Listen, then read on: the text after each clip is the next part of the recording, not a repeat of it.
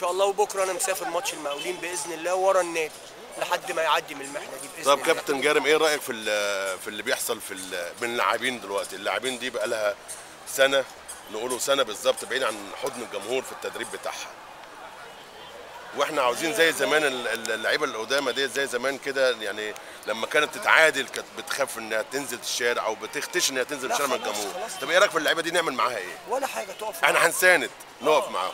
كمل يا كابتن. وبعدين الحساب في الاخر، نعدي الاول الازمه اللي احنا فيها وبعدين نتحاسب. صح كده؟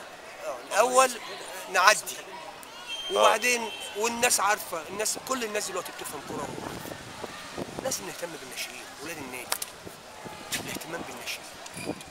نادي شعبي يعني امكانياته الماديه محدوده، يعني لازم اربي ولادي واعلمهم زي راجل غلبان موظف عنده ولدين ثلاثه بيعلمهم كويس عشان ينفعوا نفسهم وينفعونا.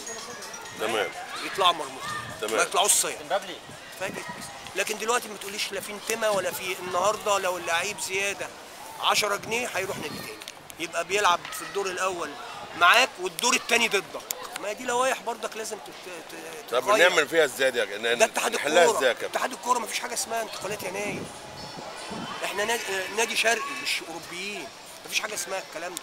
وكل سنه 3 لعيبه بس او 4. النادي يشتري 3 يوم، تعتمد على الناشئين، تشتري 3 4 لعيبه هتقدر تشتري. هيبقى العرض كتير والطلب قليل فالاسعار تنزل.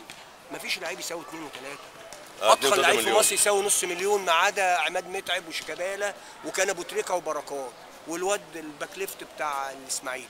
طب كابتن، في كمان قرار نازل جديد دلوقتي في اتحاد الكوره بيتكلم على حكايه الاعاره.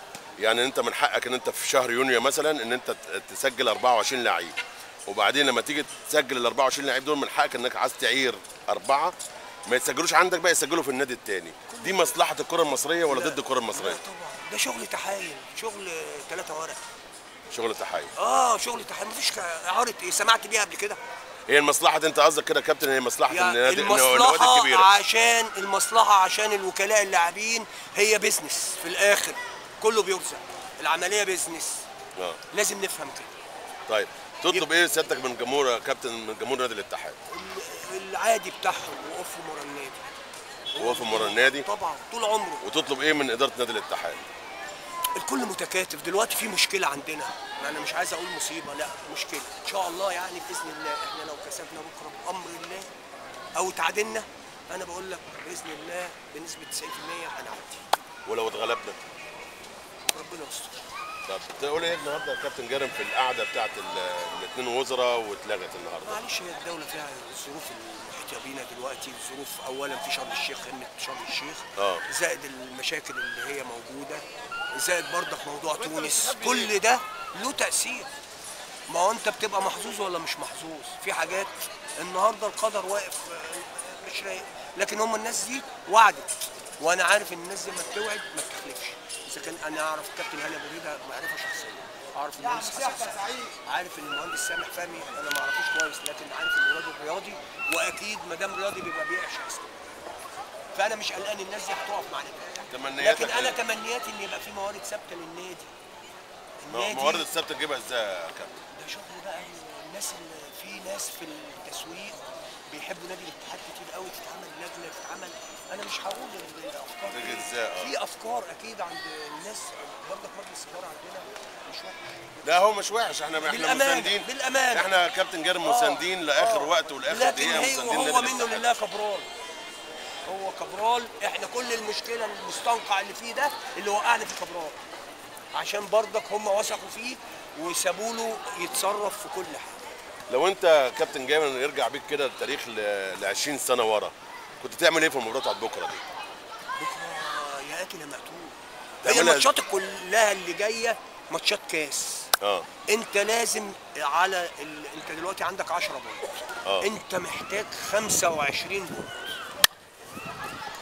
عشان تعدي. انت عندك 8 مطوشه في اسكندريه هنا، هم دول تاخدهم زي ما كنا احنا كنا بنعرف ناخد ماتش. يعني انت ممكن كنا بنلاعب فرق ساعات اقوى مننا بس بنعرف نسرق الماتش. طب في حاله زي دي يا كابتن جارم كنتوا بتقولوا ايه لبعضيكم وانتوا في اوضه اللبس او قبل المباراه بيوم؟ كلام النظرات.